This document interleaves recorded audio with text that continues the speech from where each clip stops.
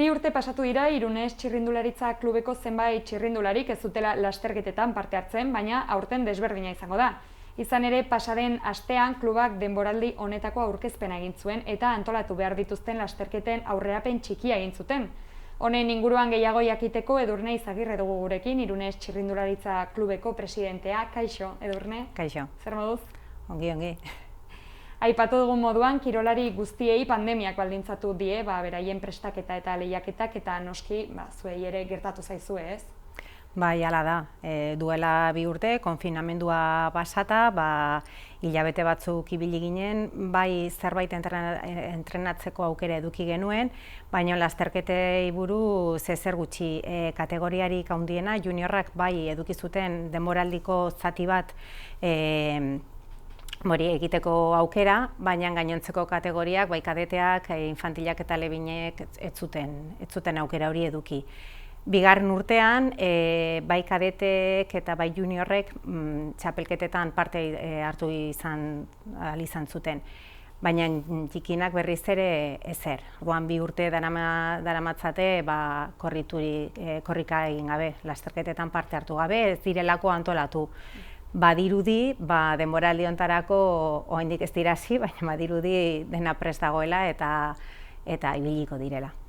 Beraiei mailaz igotzeko eta horrek baldintzatu izanen die nahiko, ez? Bai, asko. Kontutan eduki behar dugu, aurten kadetetan ibiliko direnak, infantilak zirenean ez zutela korritu. Hau da, ez dute bat ere lasterketarik egin. Horrek zer esan nahi du, alebinetatik kadetetara pasa direla zuzenean. Eta oso garrantzitsua izaten da, maila guztietatik pasatzea zen beti zailagoa, azkenean pelotoia handiagoa, gero eta gertuago doaz, teknika gehiago behar duzu, lasterketak askoz ere luzeagoak dira. Alebina eta infantiletan, normalean zirkuito itxi baten inguruan ospatzen dira, baina kadete eta juniorretan berriz, irteera eta helmuga batekin, eta mendiak ere hasten dire igotzen, eta egia esan aldaketa oso handia da.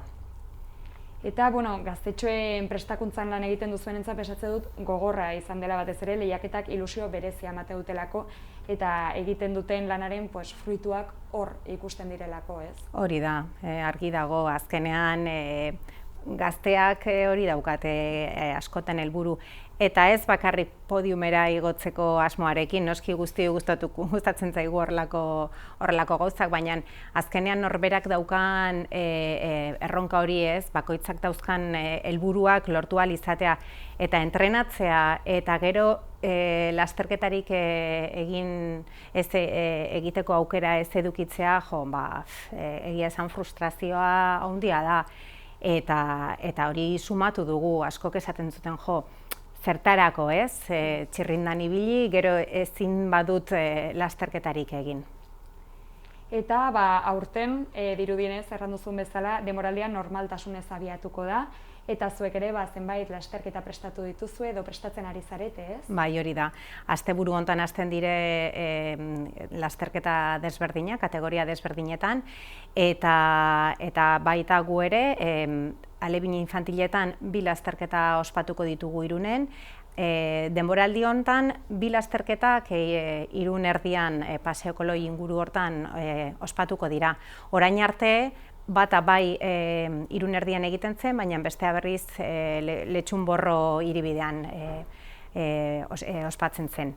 Eta orain berriz, biak igandero eta udaletxeak antolatzen dituen igande berezi horietan hor barnean sartuko ditugu aurten.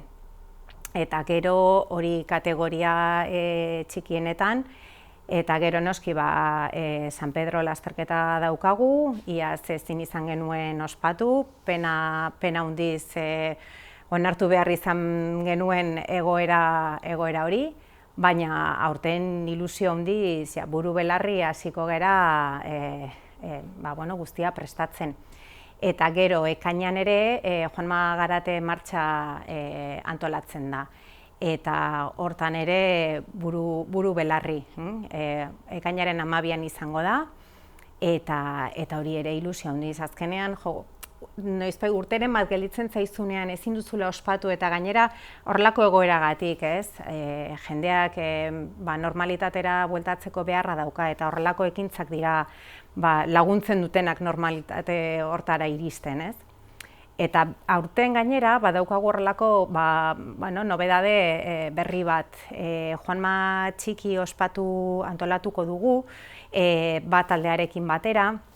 Eta horrelako duatloi bat bezala izango da, eta lanean ari dira, bi klubak elkarlanean, eta egia esan, ilusioz eta gauza politaterako dela uste dugu.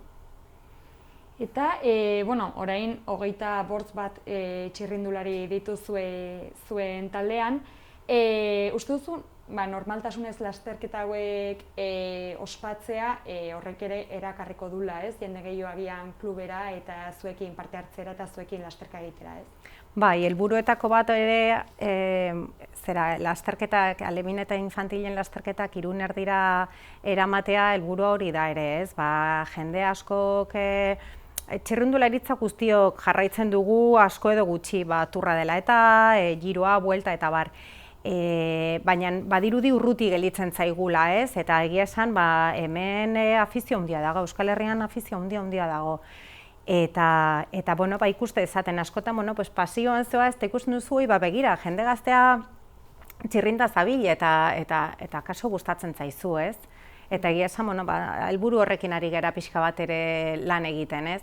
Bai, egia da, hasieran gehiengoak etxetik dakartzate txirrindularitza, ez, bai aitak edo anai-arrebak edo etxean bizitzen delako.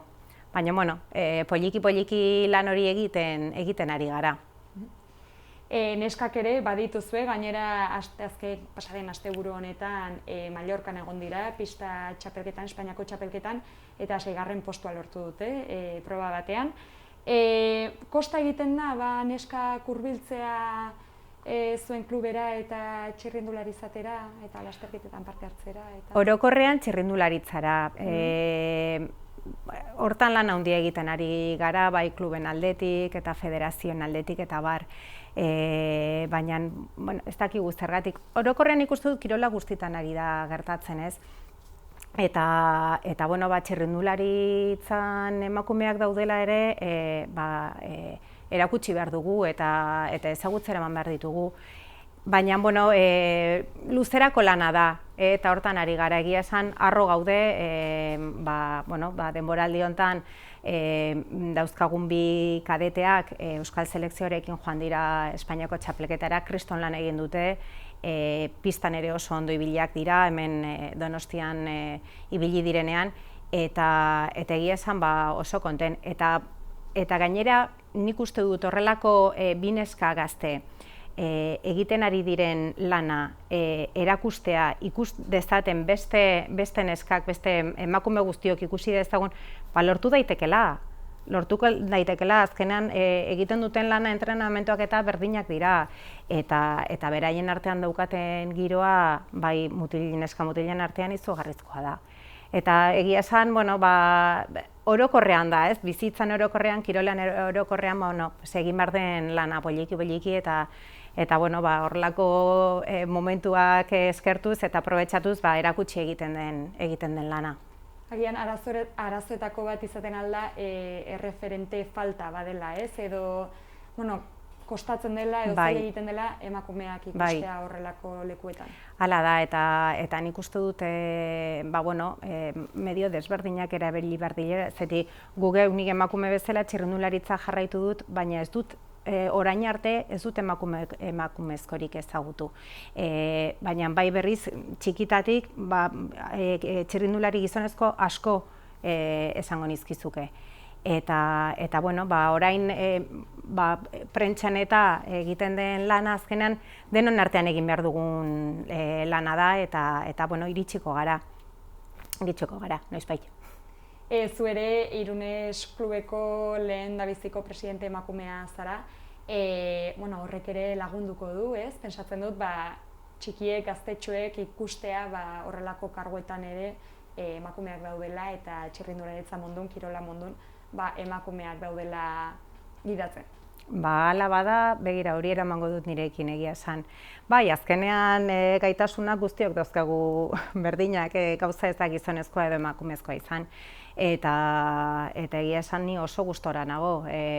Daukagun junta taldea, kriston lanpile egiten ari gara.